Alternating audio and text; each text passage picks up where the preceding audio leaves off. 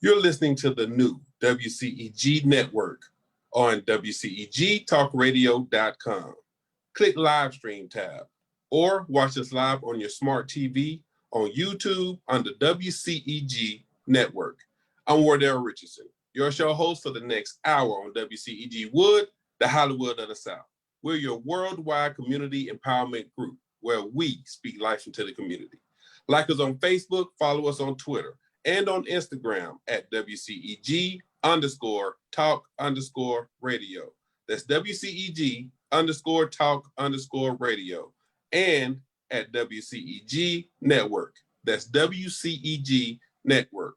Last but not least, the disclaimer here is the topics and opinions are those of the show hosts and guests and not those of WCEG Network. Thank you for your continued support. Once again, I'm Wardell Richardson, the host here at WCEGWood, the Hollywood of the South. Actor, producer, director here in Atlanta. Writer, I do a bit of everything. And one of the biggest things I talk about on this show, before I get to my incredible guest that I'm gonna have on the show, I have to say one of the biggest things I talk about is your reputation and who you are as a person when you're in this field of acting, producing, or whatever you do. It carries weight. One of those people that it carried weight with was Chadwick Boseman. Our deepest condolences and prayers go out to his family and friends. We hadn't had a show since he passed away, and it really touched millions and millions of people. I'm a huge Black Panther fan. Once I saw that, I went back and started watching all the movies that he had done all the way up to now, and he's an incredible actor. The fact that he did everything he did without letting anyone know that he was going through what he was going through shows his true character of who he is as a person. This business is not easy at all, especially when you're doing action and stuff like that. This man was going through chemotherapy and everything through the whole process of several of the film projects he'd been doing, and no one knew. He didn't want nobody to feel sorry for him. He didn't want nobody to give special attention to him for any reason, and it just showed his character, you know. And I preach that a lot on this show because my show is geared toward the actors, producers, directors, you know, the entertainment industry as a whole. And when you have that type of character, when that time comes, like as for him and he passed away, the whole world felt it, and it set a stage on who he was as a person, and it helped me to realize who I want to be, you know, when my time comes, because it really touched a lot of people. It touched me, and I'll never forget him. I'll never forget his legacy he left. I'll never forget the talent that he left us here on this planet. It's incredible. I don't know who could ever play another Black Panther. I just don't know. You know, I'm sure they're going to come up with some idea, but people are saying that they don't want anyone to play Black Panther. He was the one. So it's an interesting situation, but, you know, with entertainment, it will continue to go, and they will find a way around everything. So with that being said, you know, once again, WCEGWood, the Hollywood of the South, send our deepest condolences and prayers to his friends and family. Secondly, COVID is still going on, and I need people to understand that it is something serious and it can affect you in certain ways. And, you know, a lot of people like, you know, it don't bother me. You know, I don't have to wear a mask and stuff. Listen, it's not just about you, you know, it's about everybody who's around you. Just be precautious of the people who are around you and for yourself. You know, you want to protect yourself because you don't know who may have COVID, you know, so you want to protect yourself.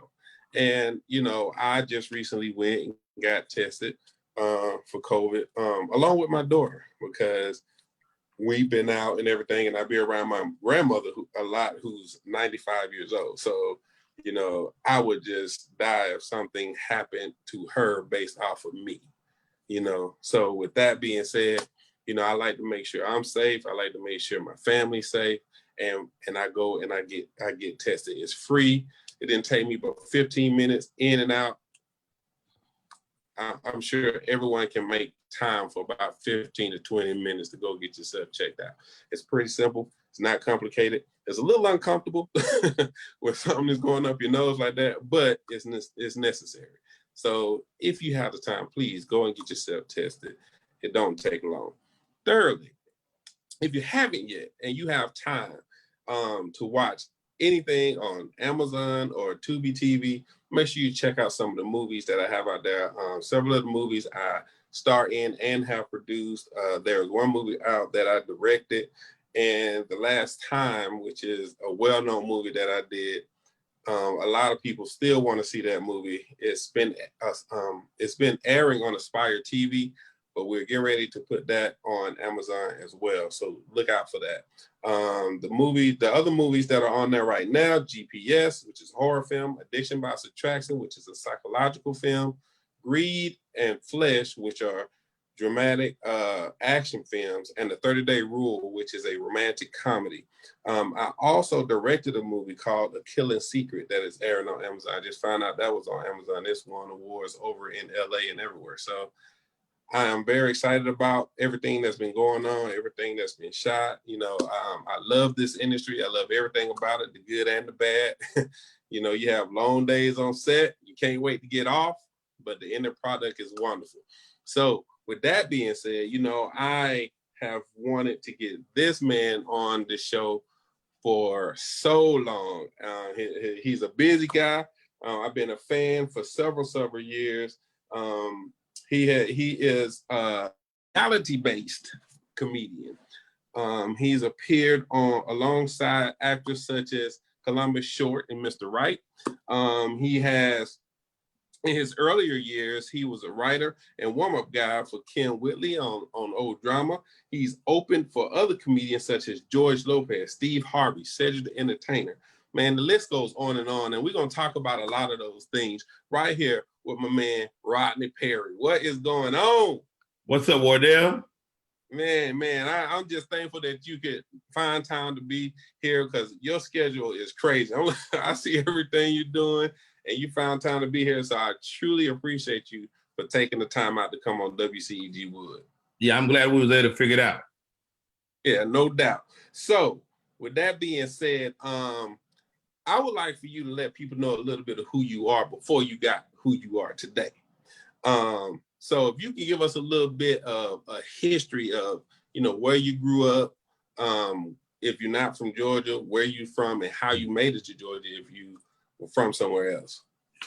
I'm definitely not from Georgia.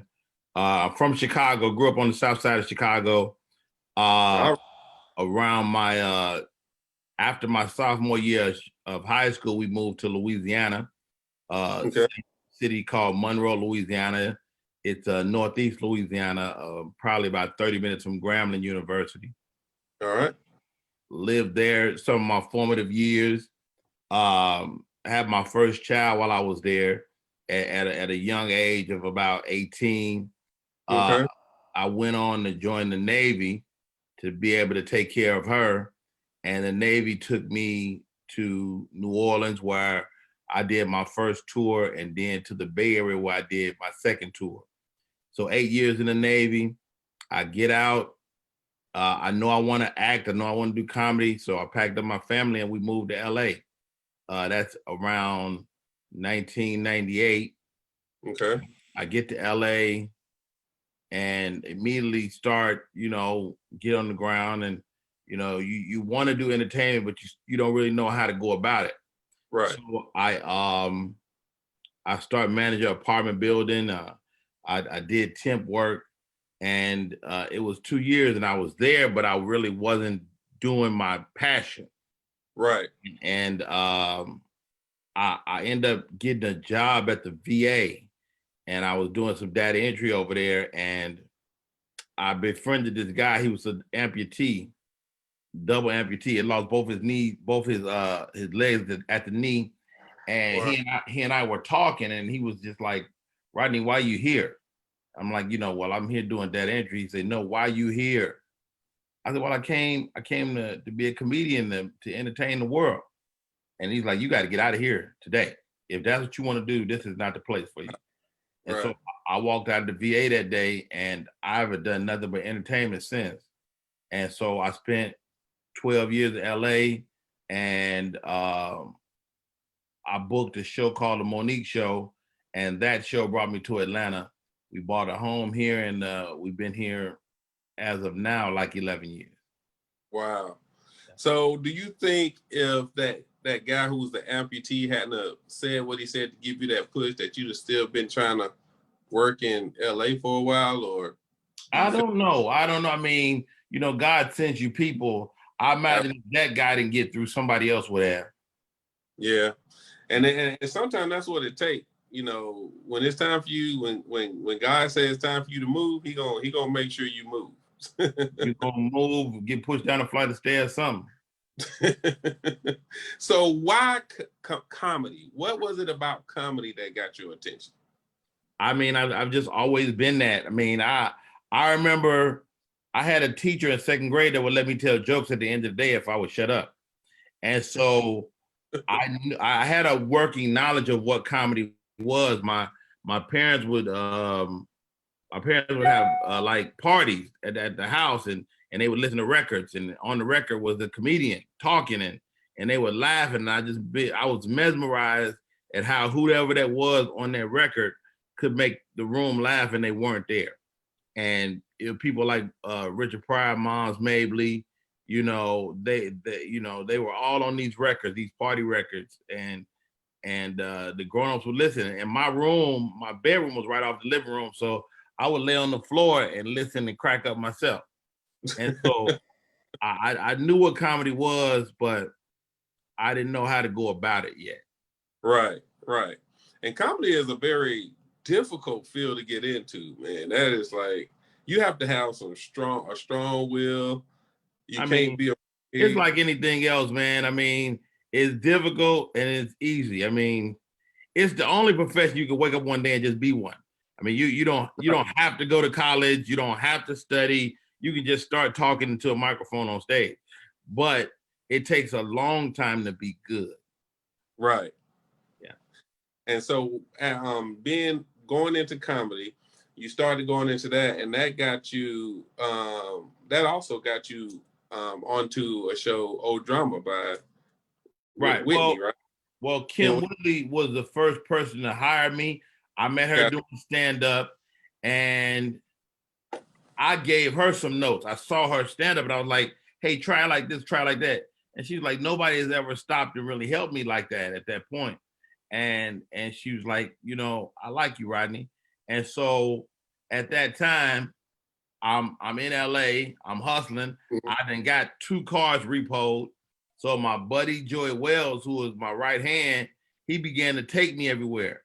So when Kim Whitley asked me to write on her show, Joey came along with it. We were a package deal because I was riding with him everywhere. Right. And so it was a good introduction to Hollywood. We didn't make any money, but we were in it, man, and we were creating. So it was a great time. Yeah, and that's part of networking, because networking is the key. I tell people that all the time, man. You got to get out here. Sometimes you won't get paid, but you got to network, meet people. And sometimes those people get you to the next level, just being around them. Absolutely, man. I mean, you got to look at it like this. People, like when I managed an apartment building, the lady that hired me, she said, you get to hire your neighbors. You get to put your neighbors, you get to pick your neighbors. Nobody gets to do that in the world but you. I was like, wow. And acting and comedy is like that. You get to work with your friends. That's why you act and produce and create, so you can play with your friends when it comes time. Wow. So how was it opening for such comedians as Steve Harvey, Cedric the Entertainer? Like that's huge in itself, because I know they're very particular about who opened for them. Right? Comics have a sense of giving back. George Lopez was first. One of my good friends was opening for George, and he was about to stop. And he introduced me to George, and George liked me, and he let me roll with him. So, and we worked together probably about a year and a half. I meet Ced the Entertainer some years later. And so after the Kings of Comedy, Cedric went out on tour by himself. And Okay. he took 4 of us young comics and he would host the show. And so it really opened our eyes up to the possibility, and you work with those, Sid or Steve, and they just give you so much game. I mean, the best thing about working with Steve Harvey is every moment was an education. I mean, I remember him stopping one day and he's like, Rodney P, you want this? I was like, what you mean, Steve? He's like, do you want this? He said, you got to understand something before you get there. Right. Is everything changes when you get it. So you got to decide when it don't matter if you want it. He said, I can't go to the mall with my family. I can't go to Applebee's and eat because it turns into a different thing. And so he forced us to answer those questions very early on. Wow. And that's great. That's great advice when people can like put something into you like that to give you the knowledge to go forward and be the best person that you could be.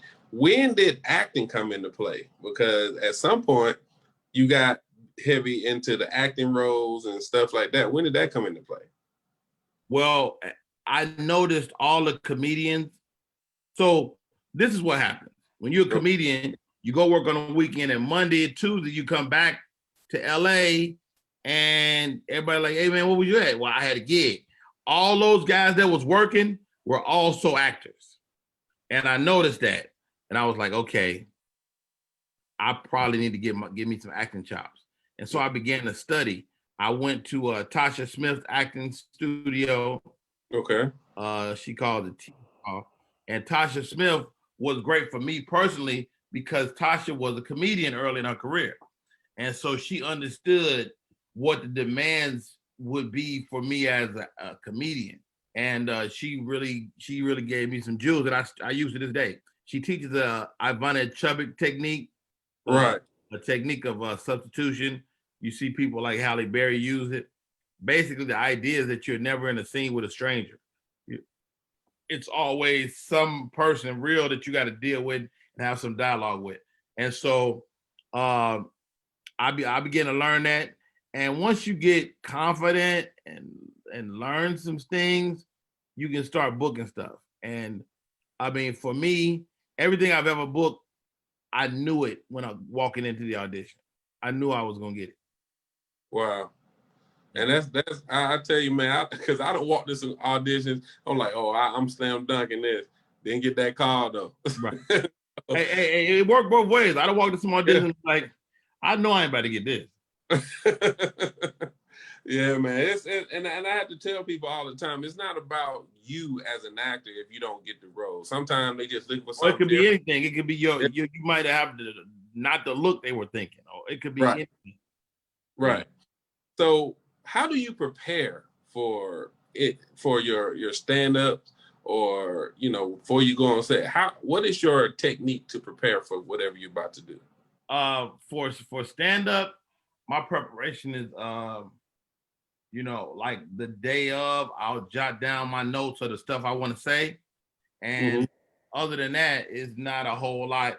But all the preparation comes in like going to the open mics, working out in front of people. Because what I do is like being an athlete. Like I have to always be getting reps in. Right. So that's kind of my to be in perpetual state of readiness. Right. And, the more you be ready, the better you can be.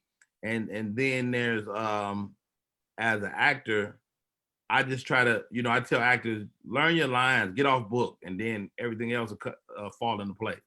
Exactly. What's been your most challenging part of being in the entertainment industry? Kind of reinventing yourself. One of the best lessons I learned is how to produce Rodney. Early on, I knew what I was good at, why I was good at it.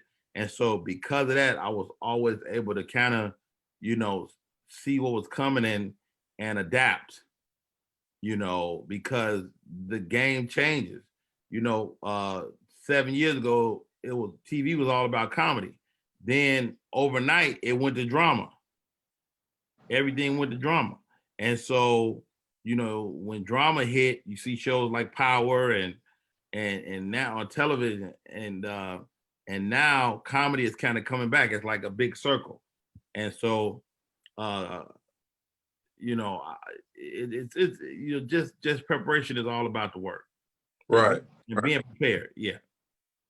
Now, one thing I read is that you've been married for 24 years. That's true. You have 6 children, 5 girls and a boy. That is a fact. How and a lot of your comedy is based on the stuff you go through with your family and stuff. Indeed. How do you balance family and the career that you have? Because you travel, you're on set a lot, and I get a lot of people that has issues in that department. You've been married for 24 years doing this, so tell people how do you. To be honest, Wardell, I think if I wasn't a comedian traveling 3 or 4 weekends out the month, we would have been broke up. You know what I mean? Because when you go away and come back, you get to have a little honeymoon. Right. And it makes you reconnect. And we've been in the house for this pandemic, and I don't know if we're gonna make it 5 more days. So hopefully I can get back to work pretty soon so I can come home and be nice to each other. That's funny. You got to have a woman or a man, whatever you do, you got to have somebody that cares about the job or the profession and that really has your back, because there's not going to be any money at first, but the money will come. Right. And how do you are any of your kids trying to follow in your footsteps? My son is a little bit into music. I have one daughter that's really funny. I don't know if she's going to ever tell jokes, but and I have another daughter that's a writer. So, I mean, they're creative. So you just never know what lane they'll jump in. Right. And it's interesting because, a lot of people, and I talk to a lot of actors, producers, directors, and the biggest issue they have is balancing family and the career, and either the woman or the man having an issue with them being out and all that kind of stuff. Yeah, it's a lot. You got to think you're asking a spouse or a girlfriend a lot. You're asking a person to deal with a lot. Right. Like you might be kissing somebody, a stranger. You might, that's just par for the course. You know, and it is definitely difficult to navigate. But what I try to do personally is kind of prepare my wife when I see things changing, when I see my schedule picking up, when I see I may have a role with a woman down the line and I got to kiss her. When I see that stuff, I try to prepare her months out. So when it finally get here, it's not a shock. Gotcha. And you went through something dramatic before. You had a stroke at one point that left your whole left side. Yeah, almost 4 years ago I had a stroke, and it'll be 4 years in the end of October, and it was a life-changing event, man. I lost my left side, had to learn how to talk properly again, had to learn how to walk, how to use my left hand, and it's one of those things, man. It'll change your life. Right. So with that being said, and we've talked about this a lot on my show. How important is it for you to take control of your health, watch when you're doing this? Because we be on the road, we be on set. Sometimes we don't for a certain amount of time. Sometimes it all depends. Well, of course, if you union and stuff, it's different. Yeah, if you're on a night set, they got the night option. Right. If you're on independent, you might get pizza every day. So, I mean, you definitely have to manage your health. I got a major wake-up call 4 years ago. But 4 years before that, I was diagnosed hypertension, and I just chose not to take the medication. And just as a man, I just didn't like the way it made me feel. It made my libido go to zero. And I was like, I'm not taking that. And and so then you fast forward 4 years later, it finally caught up with me. My blood pressure was through the roof, and I was having a stroke. So, but my friends and family and people that supported me just rallied around and prayed for me, got me on my feet. So I'm forever in debt, for that opportunity, and God, I got closer to God as well. Right. And then fast forward some years later, and I happened to see this when you was on social media that you had COVID. That was a month ago. Yeah, and You you know, was so yeah. it took you out for a minute, huh? Well, it wreaks havoc on your lungs, and it really for me and my symptoms, it manifested like the flu. So I Mm-hmm. had chills, fever, headaches, and diarrhea. And so we really kind of didn't know what it was. And so when they said you're positive for COVID-19, I'm a vet, of course. So they immediately admitted me to the hospital, and I was there for 14 days. And when I left the hospital, that's when the work began, though, because COVID had done such a number on my lungs. Wardell, to be honest, I couldn't walk across the room without being winded. And Wow. so you fast forward to now where I'm riding my bike every day. And so I'm 8 days. I bought a stationary bike 8 days ago. And I'm doing 5 or 6 miles a day. And I'm breathing great. My blood oxygen levels are incredible. And you know, uh That's God all obviously has something else for me to do. absolutely. And so how important is it? Because you know the way it is right now out here. A lot of people don't wear masks. A lot of people just taking it, just taking advantage of the fact that they haven't gotten it or whatnot, or symptoms of it. How does it make you feel when you see people out here just not being serious about this situation when you just went through something so serious? Hey man, I think ultimately people yearn for human interaction. And I think people were quarantined for a long time, and now they just want to be around each other, mask or no mask. But what I know personally is that COVID-19 is not a game, you know, and I got friends that have had it and shook it off in 5 or 6 days, or 4 days, or 3 days. But then there's a lot of people like me that it was worse, and then there's even more people that died. So it could be a death sentence, and you have to be wary of that. Wow. Thank you for saying that, because a lot, it's just it. I look out here, I look at the news, I see people every day out here, and when I see people go through what you went through, and other people on social media who has gone through it, and they just not taking it seriously, it does something to me. You know what I Really? mean? I mean, you can't get mad at it, man. People gonna be hard headed, and Yeah. it's like my grandma used to say, hard head make a soft ass. Right. So you go on out there if you want to, you know. And so now, as I prepare to go back out on the road, like next weekend, my sister called me and said, "Please don't. You ain't got to take no pictures with them people." And I'm like, "Don't worry. I'm the last person want to catch COVID again." Right. So uh, I will probably take a picture or two with people, but at the same time, I'm really just looking forward to telling some jokes, man, and making Yeah. some happy. Right. Right. Now you have hosted. I know you hosted one of my favorite shows, which is "Who Got Jokes." That was Yeah. I love that show. How was it hosting that show? Well, I was one of the co-hosts myself, Bill Bellamy, Tommy Ford. I was actually offered originally when they came to me, they offered me Bill Bellamy job, Okay. and one thing I said that I never have said since is let me sleep on it, and I slept on it. And they came back to me the next day. It was like, you know what? Bill decided he wanted to do it, and we still want to offer you a job as kind of the what they call me, the man on the street. So I was the man on the street. Tommy Ford was the Pope of comedy, and Bill Bellamy was the host. And I had to learn how to create for myself inside of television. So a lot of my role was supposed to be just interviewing comics. Right. I was like, how can I make this fun and interesting? So on the first episode, Bill Bellamy would introduce us at the top of the show. So the first episode, I walked out on stage with my bathrobe on and some boxers. And Bill was like, he was genuinely like, dude, what you doing? I'm like, man, I'm sorry. I forgot we were starting, and it was funny. And by the time we get to season 4, it's a full thing.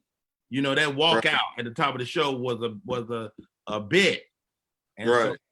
so it taught me that if you produce yourself, you can really make some headway. Oh man, that's great advice to give people, because whenever I do a movie, I always try to switch up whatever my character is. Sometimes I wear glasses, sometimes I won't. It all depends. Right. I just different every time. I tell you what, you know how to choke somebody. What they tell you? He choked the hell out of me in the movie. I was like, man, anybody know? Do this man know we playing? You remember that? I was like, Wardell just actually stepped in my groin for real. Man, we were brawling on that floor, man. Man, that was crazy. And we had just met each other. Right. And you got one of them looks like y'all looking at happy Wardell now, smiling and stuff. But when he in character and he was a killer in this movie, it was very dope, very dope. I wish people would see that movie. That was a cool little movie, man. Man, that movie was dope. I don't even. It don't even get me started. And you know what? That movie caused me to put something in. And when I do independent features, if you don't have a plan for it to end up somewhere, you can't talk to me. Right. I just can't be going in working all the time and nobody ever see it.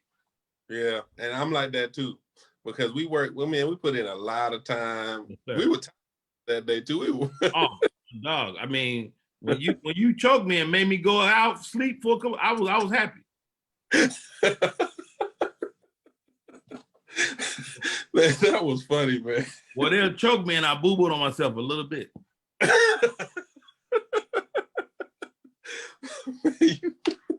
Man, don't tell nobody that.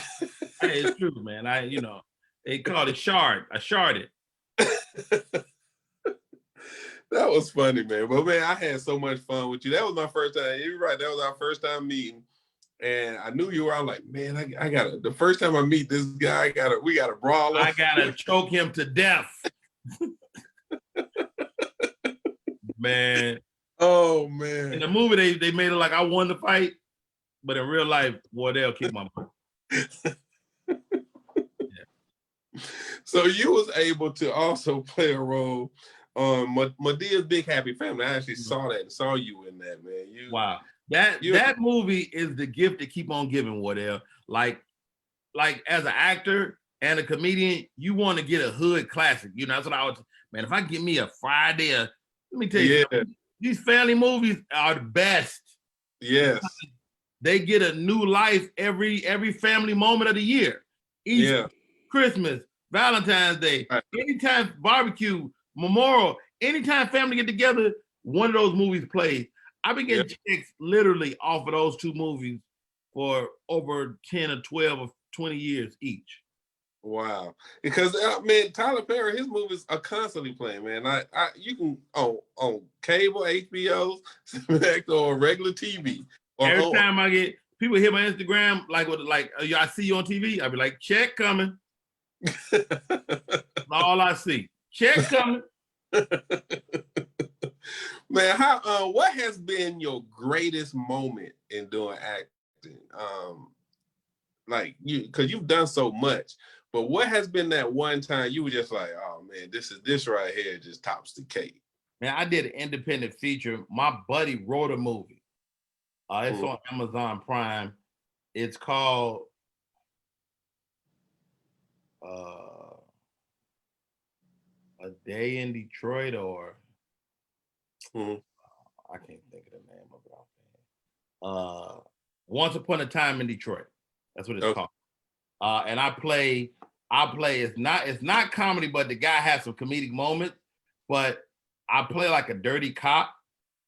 Okay. And I have a couple of scenes in this movie where Rodney Perry is like, you'd be like, oh, this dude can act, And so that was cool. And I did a movie that nobody will ever see.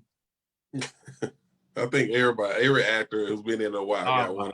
Oh my God. The dude that the producer went to jail for child support. The movie was just plagued with stuff. They paid me. They paid me great. I made probably close to $15,000-$20,000 for this movie. Nobody will ever see this movie, dude, because it just had so many problems. But Right. the movie shot in Philly, took place in Philly.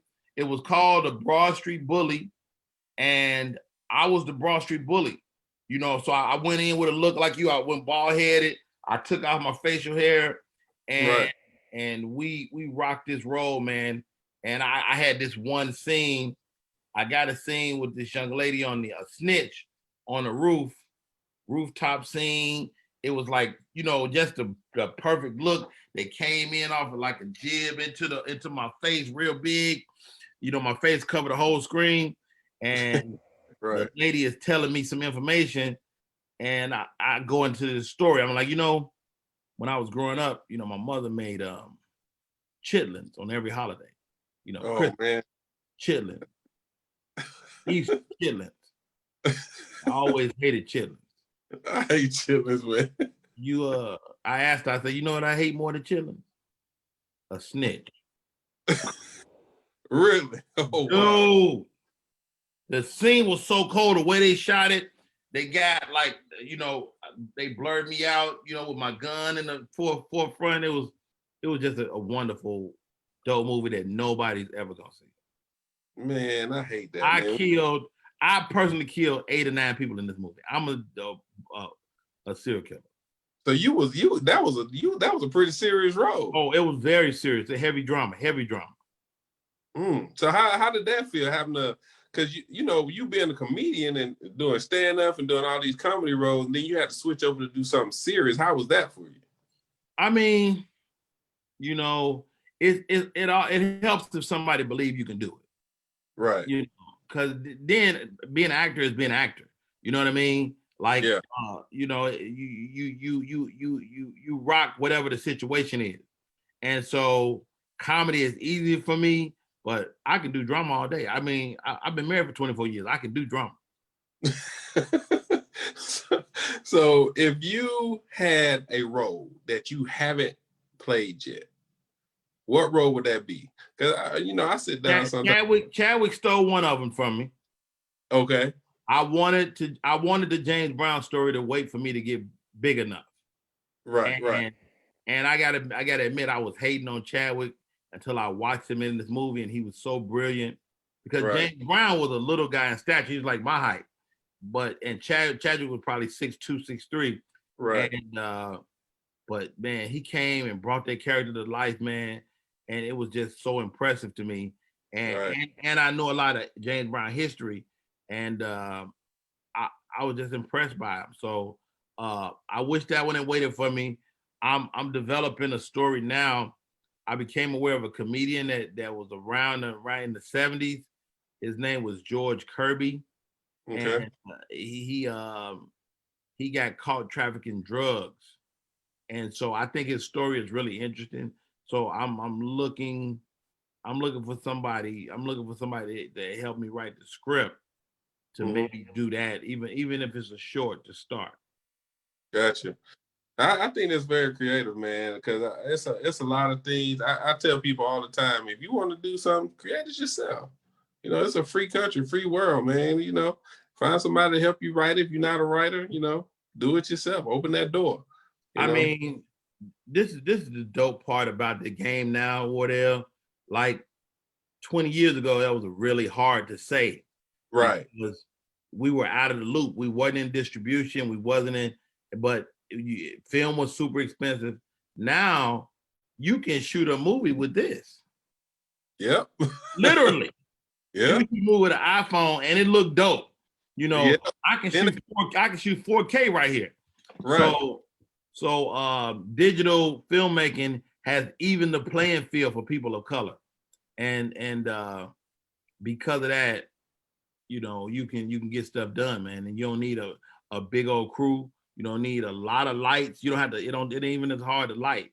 So it's a new day, man. Yeah, because and it's interesting you brought up the iPhone, because I saw a movie on YouTube that this guy shot with his iPhone, and that movie was insane. I couldn't believe he shot that with his iPhone. Yeah, it's something that we could do that because we got the movie app where you can edit it yourself. Yeah, you know, kind of stuff. So yeah, you're right about that. Now, you got some upcoming projects that we're gonna be seeing you on. One, Coming to America 2. Indeed. Man, that I submitted for that because I wanted to play something, and I'm just like, I know I'm dark enough to be in this movie. I know you definitely is African. Look, so I didn't even. This is the crazy part. So the working title of the movie was The Quest. Mm-hmm. So that my agent hit me up and said, "You got to audition for The Quest." It was only a couple of lines, so I wasn't tripping. I was like, I went in, did the audition. I actually auditioned for a couple of roles, and I didn't hear anything for a couple of days. Then I get a call. My agent's like, "Yo, you booked The Quest," and I'm like, "All right, well, when we start working?" She was like, "Why don't you sound excited?" And I'm like, "I booked The Quest. When does it work?" Well, stop playing. I got my, I'm cooking some bacon. And she was like, "Rodney, The Quest is coming to America too." Wow. What? Wardell, the reason I do comedy is because of Eddie Murphy. And to be able to be on the set and work with this guy and have him, say good morning, Rodney, to me, and we share creative energy. It was amazing, man. It was amazing. It's life changing, and I can't wait for people to see it.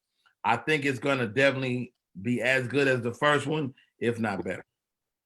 Man, Eddie Murphy to me is one of the geniuses in the career, man. He can play so many different roles, so many characters. When you can be different, like 6, 7, 8 different people on one movie, that's crazy. Yeah, and that's a lot of check. Oh yeah. A lot of it. And you also have a show on Sirius XM called the Jokers. Yeah, That Joker's Wild. The Joker's Wild, yeah. That Joker's Wild. It's a new show. It's going to be running on Sirius. I'm kind of like a DJ, but instead of playing music, I'm playing comedy. And so I'm playing clips from comedians, and I'm doing little funny interludes and stuff in between interviews. So That Joker's Wild will be hitting the airways in the next couple of weeks. Oh wow! I look forward to hearing that because I definitely be on Sirius XM sometimes, and it should live on Kevin Hart's station. Gotcha. So what is your ultimate goal in this career? Do you want to do your own film company? You already have your own shows. You host a lot. You're ready to do your own radio show. You're doing film. Like, what is your ultimate goal in this industry? I mean, that's such a great question, man. My goal in the past has just been to work, but you have to constantly evolve and modify that. Yes. I want to touch the world, man. I want to lighten the collective burden. I want to definitely entertain folks, whether it's being a comedian, acting, or whatever that thing is at the moment. Directing, starting to wear that hat, and so I really enjoy the creative process. So, I like cultivating people and as a director, I'm kind of an actor's director, and I'm good at communicating and conveying my ideas. So I think that could be the big picture for me is down the line creating that energy, producing, directing, of course, acting, and I'll tell jokes until I'm dead. Right. Yeah. Yeah. You definitely a genius at that. Actually, I've watched a lot of the stuff you was in, man. You have never ceased to disappoint. Wow. So I take that.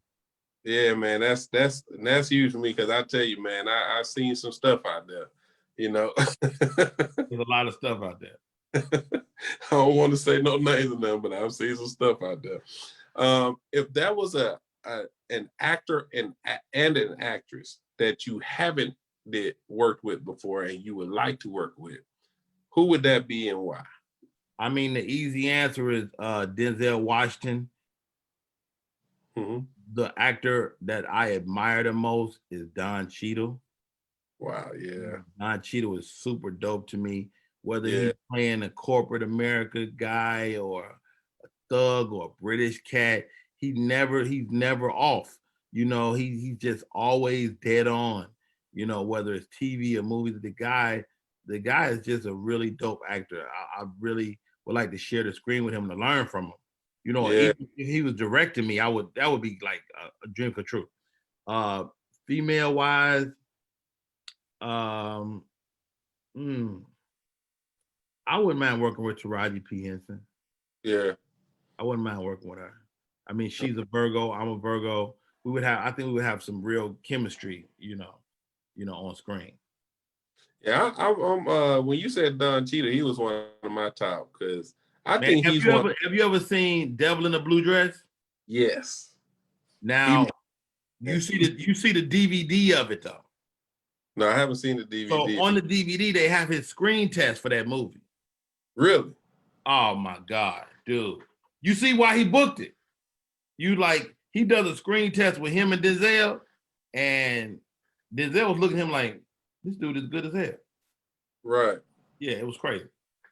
Wow. And yeah, I think he's one of the most underrated actors out there because Don Cheadle this man has done some amazing roles. Amazing roles. Yeah, TV, film. I mean, what he did, the work he does in the ocean movies alone is like, yo, this dude is dope. Yeah. You know? And I'm a big fan of his. Yeah, Taraji too, man. That's one of my, when I say female, that's Taraji up there. She's dope, man. I haven't seen nothing that she hasn't done that was like on top level. So now, how do you feel about TV series? Because to me, a TV series is consistent, so that's a consistent face on TV. And to land a TV series is immaculate. How do you feel about that? I mean, I love to work, so I wouldn't mind working. I would imagine a TV series would feel more like a job than a movie because a movie is temporary. Right. But nowadays with the way people are consuming television, you could have a series that only get 8 episodes that could be a hit. Right. I just watched a series called The Morning Show. Mm-hmm. And it was brilliant. I don't know if they ever gonna do any more episodes, but them 8 was cold. Oh wow! And it's called. So people binge stuff like that. So you don't know if it lasts 5 years, that's great, but it may or may not, and still have a life. Right. What is the one thing that to the people who are listening who wants to be actors, producer, or whatever they want to be, what is the one thing or one bit of advice you can get on that, that they need to constantly do in order to achieve their goals in this industry? The advice I give most actors or comedians or whatever is find what you love to do it, and don't stop. Right. So if you can find what you love to do, actor, comedian, singer, dancer, you love that, then start doing it. And when it gets hard, because it will get hard, you just don't stop. You just power through all the thoughts that say stop right now. And that's my quick advice. There's of course more specifics for actors. I say learn your lines, get off book, and everything gets easier. Once you learn your lines, then you can have fun. Right. Then you create inside the space and know your character. Like even if you only got one line, like give your character some backstory. Who is he? Where he come from? What's his mom like? And the more you can inform that your character, the more when you say those lines, they matter. Right. That's interesting because I've had to do set coaching and stuff like that. And one of the things I always tell people, understand the story, know the story, because a lot of people get a script and just read their lines and that's it. You need to know the story, know what's going on. Why are you saying these lines? Why are you saying these lines? Wow. Yeah. And a lot of people, that's their take on it. They're like, well, I only got one line or I only got 2 lines. Yeah, but that one line, you can kill it with just that one line. You can be that one thing those that stood small out. Parts, just small actors. Right. So yeah, I agree with you when you say that, and it's so important. A lot of the stuff that you mentioned and touched on today is stuff that I preach about all the time. Mhm. And the fact that the industry has changed the way it is, that was something I was going to ask you about. It's totally different now. You know, it's opportunity for everybody in every single thing. Social media is a force by itself. Indeed. So if you can get on there and just do any kind of anything, social media has changed the game. Like when I came into the game, we was trying to get on TV and movies. Now cats is getting famous from the palm of their hand, and right? so it's it's created a interesting landscape. And I tell the old comics, I say, dude, you better get that phone out and start talking. and the pandemic has forced us to figure that out.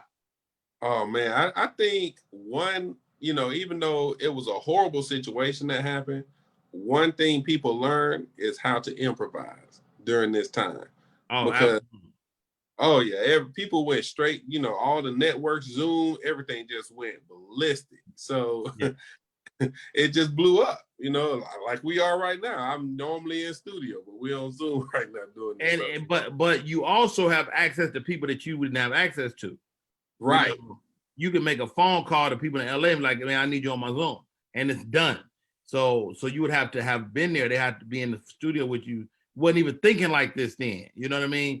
And You're so right.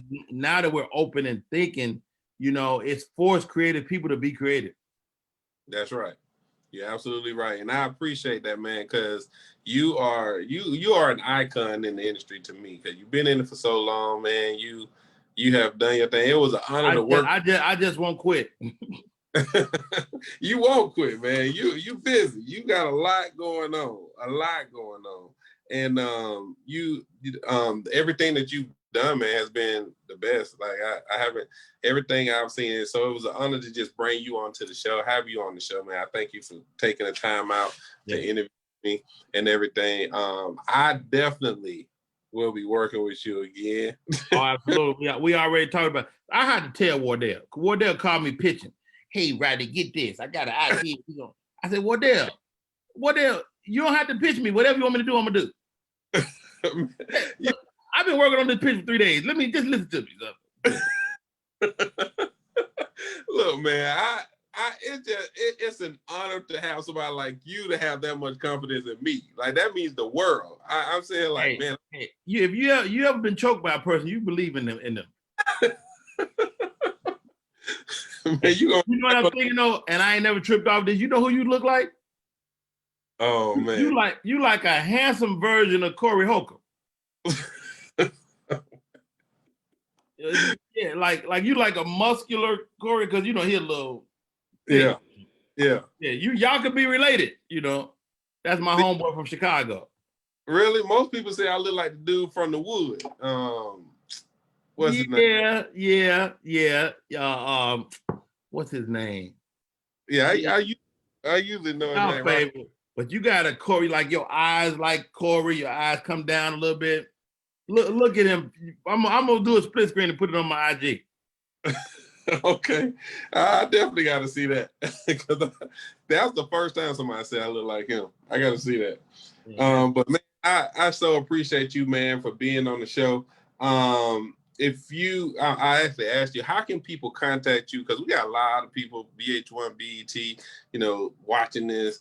How can people contact you? What's your social media? I'm easy to find. I'm Rodney Perry live on most everything. My website is rodneyperry.com.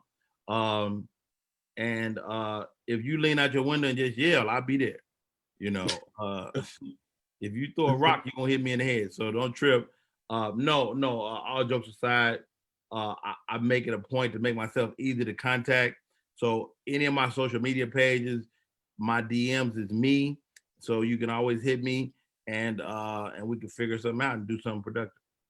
All right. And one thing I like that you said to me before, you said that you love working on some good independent films and stuff. And you know, a lot of people in the industry shy away from doing independence when they get to a certain level. How do you feel about that? No, I mean, independent, to be independent is to be free.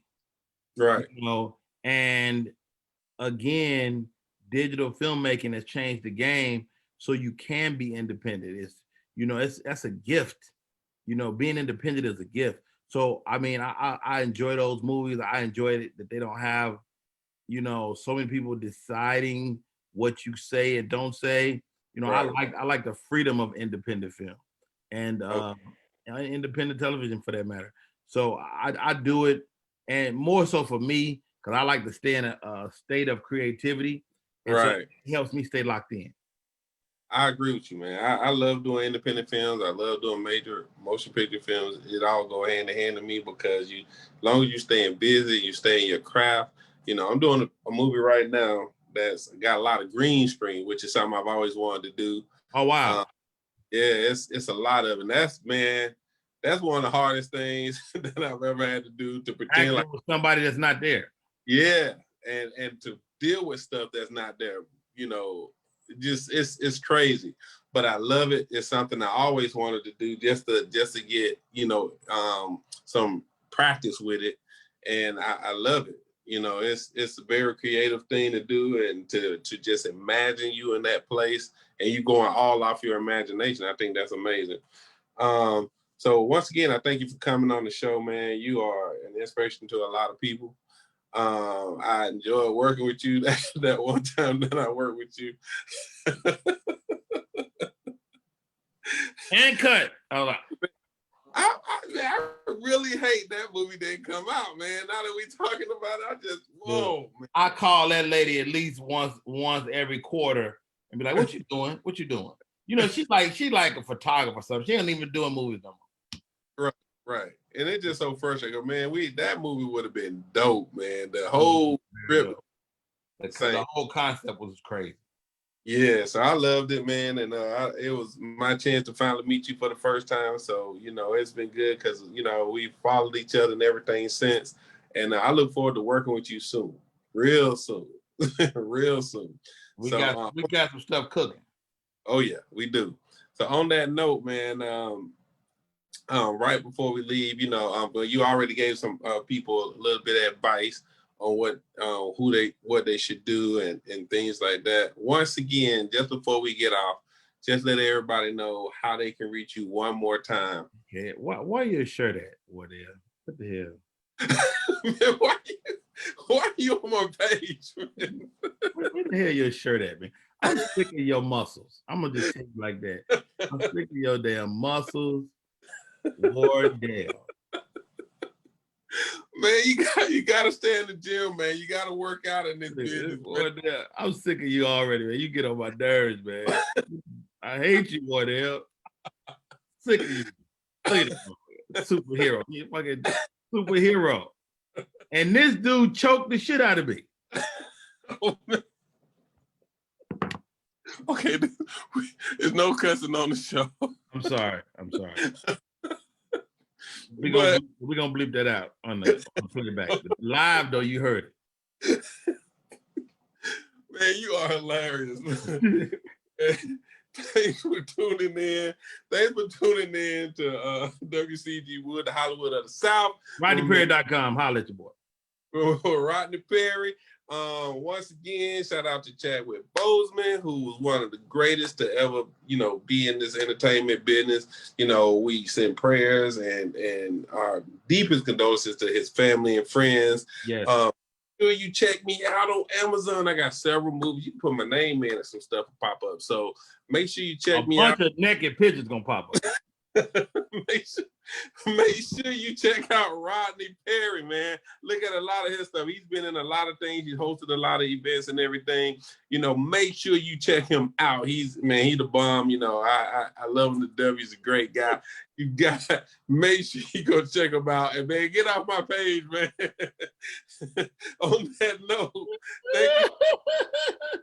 thank you for tuning in. Right at the end of the show. Thank you for tuning in. Hollywood of the South. You can go back and watch this at any time on YouTube at WCEG Network. It will be right there, and it'll be on our Facebook pages as well. Look under WCEG the Hollywood of the South on Facebook, and on my page on Wardell Richardson. You will see the links. And just go and check this interview out again. It's gonna be dope. So, and make sure you tell your friends and everyone to go and check out this interview as well. And like it, subscribe to WCEG Network. Also subscribe to my network. He done made the, that's Corey Holcomb. Oh man, we do kind of got a little, you know, a little bit. A little bit, yeah, a little bit. All right, well, thank you guys for tuning in. I will be back in 2 weeks with my next host right here at WCEG Hollywood of the South. Talk to you later. Peace. Yeah, great stuff, man. It was awesome. Yeah, great chat. I got to get ready for my improv class. No, that's not improv. I do an artist development workshop that I'm working on now. So I get let's start at 8. So, all right, buddy. Hey, great chat, ma'am. You killed it. He talking to you, Penny. All right, man. Have a good one. Thank you. You did that. I love it. Thank you, guys. Right, thank you. Good Penny. night. All right, bye-bye. Bye-bye. We still live.